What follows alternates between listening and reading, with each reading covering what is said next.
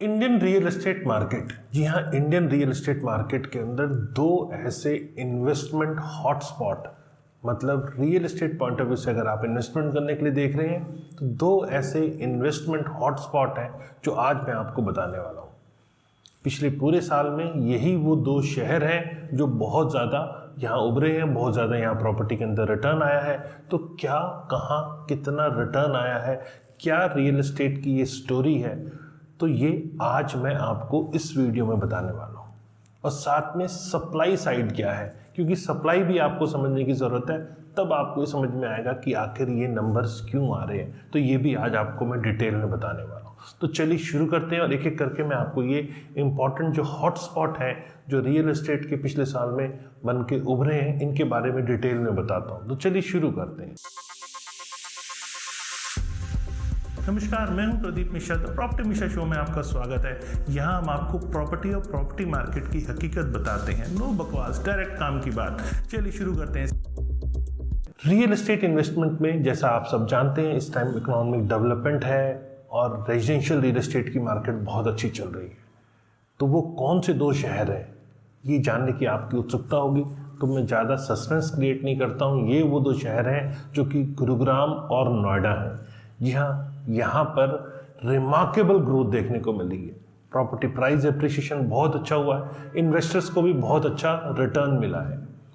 और अगर हम ओवरऑल इंडिया की ग्रोथ स्टोरी की बात करें तो यहाँ पर 3.4%, ये ईयर टू ईयर की बात कर रहा हूँ मैं, पिछले साल से अब तक के समय की बात करें तो 3.4% का डिक्रीज आया। मतलब यहाँ पूरे इंडिया में डिमांड में डिक्रीज आई है, स्पेशली रेजिडेंशियल सेक्टर में। लेकिन यही दो ऐसे शहर हैं जहाँ पर ट्रेंड बिल्कुल ऑपोजिट है। यहाँ ट्रेंड ये है कि यहाँ बहुत अच्छी ग्रोथ आई है, इन्वेस्टर्स को भी अच्छा रिटर्न मिला है और प्रॉपर्टी के प्राइसेस भी काफ़ी ऊपर गए हैं।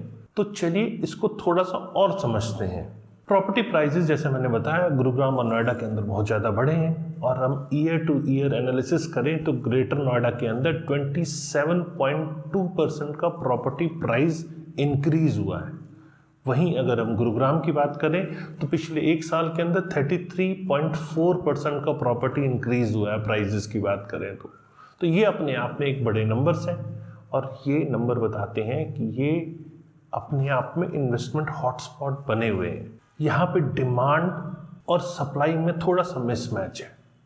यहाँ पे सप्लाई थोड़ी सी कम है और डिमांड रेगुलर बनी हुई है, क्योंकि जैसा आपने देखा कोविड के बाद रेडी टू मूव की सप्लाई सबसे पहले कम हुई और फिर अंडर कंस्ट्रक्शन प्रॉपर्टी का ट्रेंड आया। तो यही ट्रेंड अभी भी कंटिन्यू है और लाइसेंसेस यहाँ पर जिस हिसाब से आ रहे हैं उस हिसाब से अब डेवलपर बड़े अपार्टमेंट बनाने पे ज़्यादा फोकस कर रहे हैं। और यहाँ रेजिडेंशियल की डिमांड ज़्यादा है और यहाँ रेडी टू मूव इन्वेंट्री नहीं मिल पा रही है। तो अभी भी लोग अंडर कंस्ट्रक्शन में ऐसे ऑप्शंस एक्सप्लोर कर रहे हैं। और अगर हम ब्रॉडर इकोनॉमिक चैलेंजेस की बात करें तो अभी भी इंडिया कहीं हद तक इन्फ्लेशन जैसे चैलेंजेस या रशिया यूक्रेन वॉर जैसे चैलेंजेस या फिर इजराइल और हमास के बीच युद्ध देखा आपने, ये सब चीज़ें अभी कहीं हद तक पूरे ग्लोबल इकोनॉमीज़ को इम्पैक्ट करती है। तो इंडिया भी कहाँ बचा रह सकता है। लेकिन उसके बावजूद इन दो शहरों में, चूँकि यहाँ पर थोड़ा सा इकोनॉमिक्स अलग है, क्योंकि लाइसेंसेस आने शुरू हुए कोविड के बाद, लोगों ने ग्रुप हाउसिंग लाइसेंसेस लेने शुरू हुए। और यहाँ तक कि गुरुग्राम और नोएडा के अंदर ऐसे तमाम बड़े डेवलपर्स जो मुंबई, बेंगलोर या अलग अलग एरियाज़ में काम करते थे, उन सब ने भी यहाँ पर इंटरेस्ट दिखाया और बड़े बड़े लैंड पार्सल्स लिए।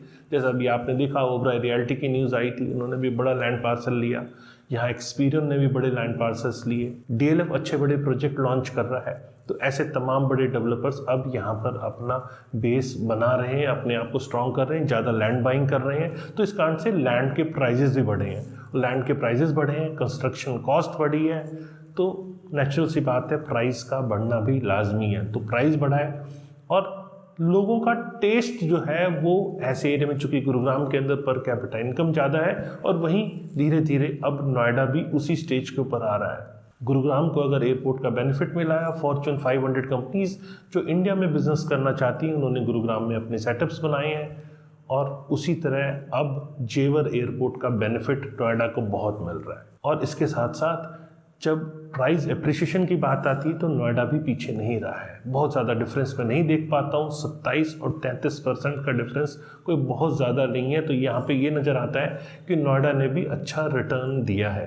प्राइजेस की बात करें तो नोएडा करीब करीब एक साल पहले 8 से 10,000 रुपये पर स्क्वायर फीट के आसपास अच्छे सेक्टर्स में रेट था, वहीं पर अब ये रेट करीब करीब 13,000 के आसपास तक पहुँच गया है। तो ग्रोथ यहाँ पर भी दिखी है। और गुरुग्राम की अगर हम बात करें तो यहाँ प्राइसेस करीब 10 से 12,000 के जो आसपास रेट थे, उसमें भी 33.4% का एवरेज इजाफा हुआ है। अब समझने की ज़रूरत है कि आखिर सप्लाई साइड स्टोरी है क्या। अब यहाँ सप्लाई साइड स्टोरी को मैं थोड़ा सा आपको विस्तार से बताता हूँ। थर्ड क्वार्टर 2023 की बात करें तो यहाँ एक सब्सटेंशियल गैप नज़र आ रहा था एग्रीगेट सप्लाई के अंदर। जी हाँ, ये drop 7.2% quarter to quarter basis पे है और 12.1% का gap year on year basis के ऊपर है। तो ये जो रीज़न है वो रीज़न बहुत है कि ये प्रॉपर्टी सप्लाई साइड से वीक हो रही है, डिक्रीज़ हो रही है, एबिलिटी कम हो रही है और स्ट्रिक्ट रेगुलेटरी नॉर्म्स के कारण यहाँ डेवलपर जो पहले प्री लॉन्चेस कर पाते थे वो अब नहीं कर पा रहे हैं। रेरा आने के बाद ही प्रोजेक्ट लॉन्च कर पा रहे हैं, लेकिन कुछ अभी भी ऐसे डेवलपर्स हैं जो प्री लॉन्चेस कर रहे हैं, लेकिन रेरा की सख्ताई के कारण वो चोरी छिपे कर पा रहे हैं। तो क्या आप भी ऐसे प्री लॉन्चेस अभी देख रहे हैं जिनके पास रेरा नहीं है? अगर वो देख रहे हैं तो आप नीचे कमेंट सेक्शन में बताइए ऐसे कौन से डेवलपर है जिनके पास रेरा नहीं है और वो प्री लॉन्च कर रहे हैं। लेकिन जो मैं देख पा रहा हूँ वो ऐसे कम डेवलपर्स हैं। रीज़न कंस्ट्रक्शन कॉस्ट बढ़ रही है, सप्लाई थोड़ी सी कम दिख रही है और डेवलपर्स का जो फोकस है वो एग्जिस्टिंग अनसोल्ड इन्वेंट्री की तरफ ज़्यादा हो रहा है। वो बात और है कि डेवलपर्स नए लैंड पार्सल्स भी ले रहे हैं और करंट रेट्स को देखते हुए फ्यूचर रेट फोरकास्ट भी कर रहे हैं। तो यहाँ जो स्ट्रैटेजी है डेवलपर्स की वो न्यू मार्केट कंडीशंस के हिसाब से अपने आप को मर्ज करने की है। जो मैं अब देख पा रहा हूँ वो ये है कि 3 BHK प्लस सर्वेंट क्वार्टर या 4 BHK बायर्स की पसंद है और डेवलपर्स भी उसी टाइप की जो इन्वेंट्री है वो अवेलेबल करा रहे हैं। लेकिन 1 और 2 BHK कन्फिग्रेशन चूँकि डेवलपर ला नहीं रहे इसीलिए उनकी सेल भी देखने को नहीं मिल रही।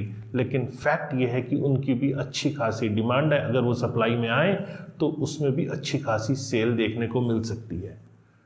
तो ओवरऑल गुरुग्राम हो या नोएडा हो, ये दोनों अपने आप में रियल एस्टेट में एक अच्छे बड़े इन्वेस्टमेंट हॉटस्पॉट बन के उभरे हैं और इकोनॉमिक शिफ्ट्स के बावजूद भी यहाँ रियल एस्टेट के प्राइस एप्रिसिएशन इस मार्केट में एक्सेप्ट हो रहे हैं।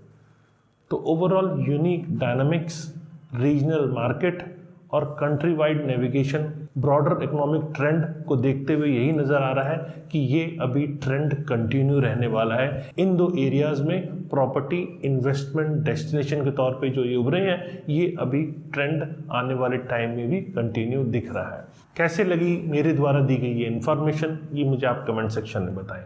अगर वीडियो पसंद आया तो लाइक कीजिए, कमेंट कीजिए, शेयर कीजिए और ज़्यादा से ज़्यादा लोगों को इसे शेयर कीजिए कि ज़्यादा से ज़्यादा लोग इस टाइप के मार्केट ट्रेंड से अवेयर हो पाएँ। अब मैं विदाई लेता हूँ। नमस्कार, जय हिंद।